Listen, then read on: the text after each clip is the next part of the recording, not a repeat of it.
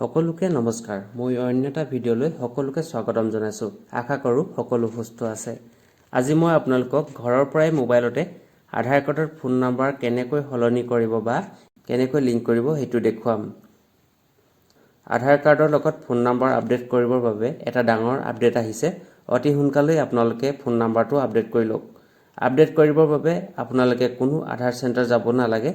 ঘৰতে বহি আপোনালোকৰ হাতত থকা মোবাইলটোৰ পৰা আপডেট কৰিব পাৰিব। কিন্তু কেনেকৈ কৰিব ষ্টেপ বাই ষ্টেপ এই ভিডিঅ'টোত দেখুৱাম। স্কিপ নকৰি ভিডিঅ'টো শেষলৈকে চাই থাকিব। প্ৰথমে আপুনি ক্ৰোম ব্ৰাউজাৰটো ওপেন কৰিব আৰু ইয়াত SSUP বুলি টাইপ কৰি সাৰ্চ কৰি দিব লাগিব। সাৰ্চ কৰাৰ লগে লগে আধাৰ কাৰ্ডৰ অফিচিয়েল পোৰ্টেল ৱেবছাইটটো ওলাই পৰিব। আমি এই লিংকটোত ক্লিক কৰিব লাগিব। নেক্সট আধাৰ কাৰ্ডৰ অফিচিয়েল ৱেবছাইটটো ওপেন হৈ উঠিব। এই পেজটোত তললৈ আহিলে চেক আধাৰ ভ্যালিডিটি বুলি এটা অপচন দেখিব। এই অপচনটোত ক্লিক কৰি দিব। ক্লিক কৰাৰ পিছত আপোনালোকৰ আধাৰ নাম্বাৰটো দিবলৈ এটা পেজ ওপেন হ'ব। প্ৰথমে আপোনাৰ 12টা ডিজিটৰ আধাৰ নাম্বাৰটো টাইপ কৰিব। নেক্সট কেপচাটো ফিল কৰি প্ৰচিডত ক্লিক কৰি দিব। প্ৰচিডত ক্লিক কৰাৰ পিছত আধাৰ ভেৰিফিকেশ্যন কমপ্লিট বুলি দেখিব আৰু তললৈ আপোনালোকে দেখিবলৈ পাব আপোনাৰ আধাৰ কাৰ্ডত বৰ্তমান যিটো ফোন নম্বৰ আছে সেইটো ওলাই পৰিব। এতিয়া আধাৰৰ লগত নতুন ফোন নম্বৰ লিংক কৰিবলৈ এটা নতুন টেব ওপেন কৰি ল'ব আৰু তাত পোষ্ট অফিচ বুলি টাইপ কৰি সাৰ্চ কৰি দিব। সাৰ্চ কৰাৰ পিছতে ইণ্ডিয়ান পোষ্টৰ অফিচিয়েল লিংকটো ওলাব। এই লিংকটোতে ক্লিক কৰি দিব লাগিব। ক্লিক কৰাৰ পিছত এটা নতুন পেজ ওপেন হ'ব। এই পেজটোৰ তললৈ আহিব আৰু তাত ইণ্ডিয়ান পোষ্ট পেমেণ্ট বেংক বুলি অপচন দেখিব। আপোনাৰ মোবাইল নম্বৰ আপডেট কৰিবলৈ এই অপচনটোত ক্লিক কৰিব লাগিব। ইণ্ডিয়ান পোষ্ট পেমেণ্ট বেংকেও আজিকালি আধাৰ কাৰ্ডৰ কাম কৰে। এনেকৈ অনলাইন কৰি অফলাইন পোষ্ট অফিচ গৈও এই কাম কৰিব পাৰিব। এতিয়া আপোনালোকে এই অপচনটোত ক্লিক কৰি দিয়ক। ক্লিক কৰাৰ পিছতে এনেকুৱা এটা পেজ ওপেন হ'ব। এই পেজটোৰ লেফ্ট চাইডৰ ওপৰত 3টা লাইন আছে, তাত ক্লিক কৰি দিব। ক্লিক কৰাৰ পিছত তললৈ সাৰ্ভিস ৰিকুৱেষ্ট বুলি এটা অপচন দেখিব আৰু এই অপচনটোত ক্লিক কৰি দিব। নেক্সট তাত দুটা অপচন ওলাব।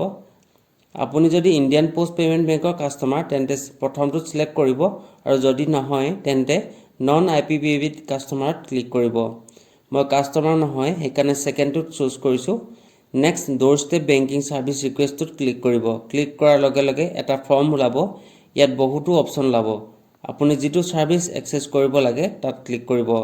আমি যেহেতু ফোন নম্বৰ আপডেট কৰিম সেইবাবে আধাৰ মোবাইল আপডেটত ক্লিক কৰি দিম। ক্লিক কৰাৰ পিছত তলত সেলুটেশন অপচনত আপুনি মিষ্টাৰ নে মিছেছ সেইটো সিলেক্ট কৰিব আৰু তাৰ তলত ফাৰ্ষ্ট নেম দিব আৰু তলত লাষ্ট নেমটো দিব। তাৰ তলত মোবাইল নম্বৰ আছে, মোবাইল নম্বৰটো ফিল কৰিব আৰু যিটো নতুনকৈ আপডেট কৰিব বিচাৰে সেই ফোন নম্বৰটো দিব। নেক্সট ইমেইলটো দিব। তাৰ তলত address first line second line fill up কৰিব, যেনেকৈ আধাৰ কাৰ্ডত আছে তেনেকৈ ফিল আপ কৰিব। নেক্সট পিন কোডটো দিব, যিটো আপোনাৰ এৰিয়াৰ হয়। পিন কোডটো দিয়াৰ পিছতে নিয়াৰেষ্ট পোষ্ট অফিচ সিলেক্ট কৰিবলৈ আহিব। তাত আপুনি নিয়াৰেষ্ট যিটো আপোনাৰ পোষ্ট অফিচ হয় সেইটো ক্লিক কৰি দিব।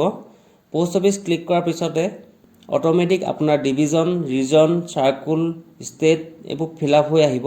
ইয়াৰ পিছত এনি স্পেচিফিক ৰিকুৱেষ্ট বক্সত আহিব। তাত আধাৰ কাৰ্ড মোবাইল নম্বৰ চেঞ্জ বুলি লিখি দিব আৰু নেক্সট টাৰ্ম এণ্ড কণ্ডিশ্যনৰ সৰু বক্সটোত ক্লিক কৰি তলৰ কেপচাটো ফিল কৰিব। ফিল কৰাৰ পাছত সাবমিট অপচনটোত ক্লিক কৰি দিব। সাবমিট কৰাৰ পিছতে ইয়ৰ সাবমিশন হেজ বিন সাকসেসফুল বুলি ওলাব। এই সাবমিশনটো ইণ্ডিয়ান পোষ্ট পেমেণ্ট বেংকলৈ ৰিকুৱেষ্টটো গুচি যায়। নেক্সট দুদিনমান পিছতে পোষ্ট অফিচৰ মানুহ আহি আপোনাৰ ঘৰত আহি বায়োমেট্ৰিক ভেৰিফিকেশ্যন কৰি ভেৰিফাই কৰিব। বিনা ভেৰিফিকেশ্যনত এইটো আপডেট প্ৰচেছ কৰিব নোৱাৰে। সেইবাবে এইটো এটা সাধাৰণ ভেৰিফিকেশ্যন চৰকাৰৰ ফালৰ পৰা কৰা হয়। ইয়াত কোনো চিন্তা বা ভয় কৰাৰ দৰকাৰ নাই। সাধাৰণ এটা ফিংগাৰপ্ৰিণ্ট ডিভাইচ আনিব আৰু সেই ডিভাইচত আপোনাৰ ফিংগাৰপ্ৰিণ্টটো দিব লাগিব। ফিংগাৰপ্ৰিণ্টটো দিয়াৰ পিছতে আপোনাৰ ভেৰিফিকেশ্যনটো সাকসেসফুল হৈ যাব। বন্ধু বান্ধৱীসকল আজিলৈ ইমানে। ভিডিঅ'টো চাই কেনে পালে জনাব আৰু নেক্সট অন্য এটা ভিডিঅ'ত আকৌ লগ পাম। ভিডিঅ'টো যদি ভাল পাইছে তেন্তে চেনেলটো ছাবস্ক্ৰাইব কৰি দিব।